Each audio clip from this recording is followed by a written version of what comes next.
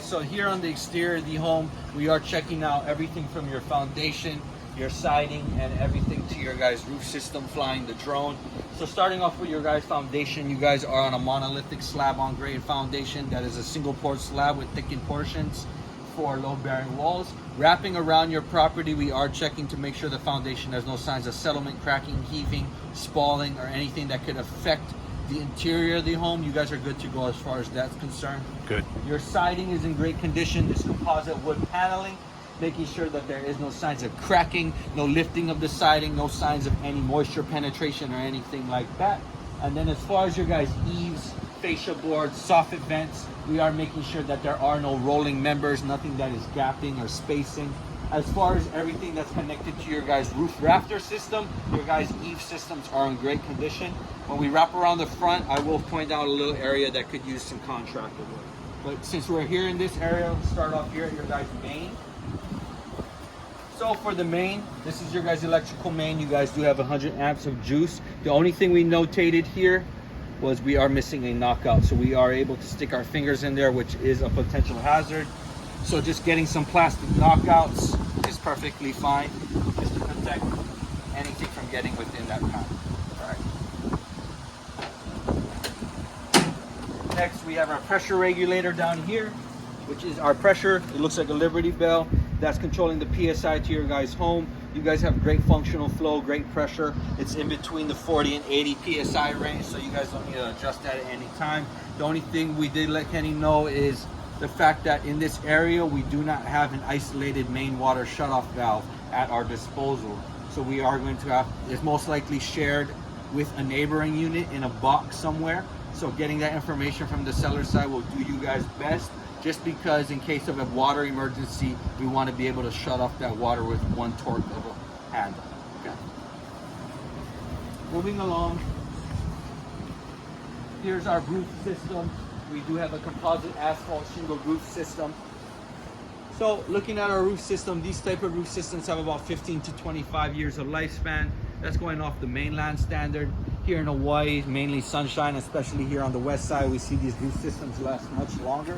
What you guys are going to notice though is your guys' roof is the hangout spot for the birds in this area. Because you guys have the solar panels, it creates shade. You notice your neighbors don't really have as much bird activity.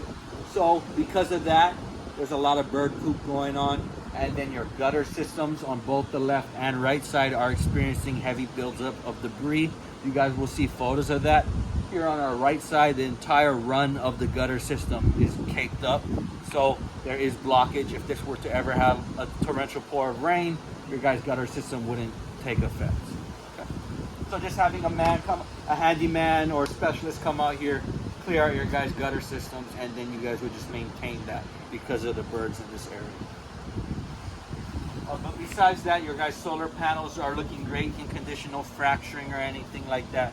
And the roof system is looking good. Besides the bird poop, there's no major deterioration of the roof shingles. There's no splitting of the roof shingles. No signs that anything is missing. Is there a need to clean the solar panels?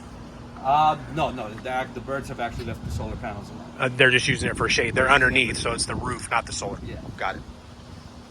All right, so over here, might be hard to see, but this awning, this isn't a major structural component of the home. It's not holding up the home or anything, but you'll notice over here these eaves, you can see, I don't know if you can see them on camera, but you can see them in person, they're separating. Yeah, I got So it. this just needs to be hammered in, just because it's an awning. This isn't like, we just don't want it to fall on anyone, but this isn't like holding up your guys' home. So yeah, it's just a shade for the window, if anything. Yeah. And yeah, we can pick up a little bit of the gapping. Those 2x4s should be, you can see at the top, flush. Yeah. are pretty close, if not flush, and then at the bottom it's just a wider gap. You can pick that up on this camera. Yeah. You just need to hammer it in. Okay. As far as the gutter systems, besides the heavy debris, you can see like the nesting from this angle. Yeah, let's see if I can zoom that in. Besides the debris, the gutters are looking good. The downspouts, there's no damage anywhere, but they're just caked up with debris. Okay. Now over here are our battery systems for our electrical PV system, and on the opposite side, we do have more PV systems. So we don't do an extensive inspection on PV systems as far as functionality. We don't have the tools to test to make sure that the batteries are reaching full charge.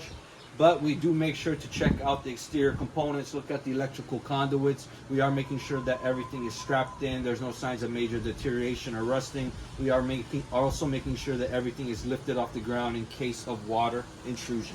Okay? And none of that's going on. Everything is looking good as it's intended to be. Of course, though, it's always recommended to have a specialist, solar specialist, preferably whoever installed these panels, come out here, check your guys' components for you, make sure everything is reaching maximum performance. Okay. This is our condenser system for our AC unit. It's working good.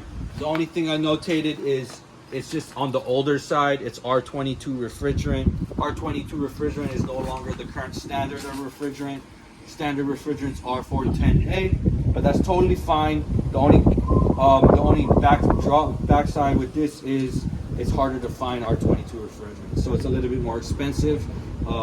Or you can also have an HVAC specialist see if this exact unit is able to transfer to R410A when you guys get it serviced. Okay. All right. And then continuing checking the foundation, checking the siding, checking the heat system, checking all of the components of the exterior jacket of the home, looking for anything that's compromising. Nothing's going on here. Checking the fence line, making sure the exterior gates lock and latch. Checking this yard wall, making sure that it's not pummeling out. There's no signs of damage to the mortar or brick. And then here we have more of our PV systems. And then we do have an exterior shed here. I don't know if this is staying. I took a photo of it, but I notated I don't have access to it. Okay. And that's really it, guys. Not too much going on. The biggest thing of obviously just cleaning out your guys' gutter systems, finding out where the main water shutoff valve is, getting the knockouts for the main electrical, and then handling that range system so you guys have all appliances working at full function. All right. Thanks, cool. Appreciate you. Thank you.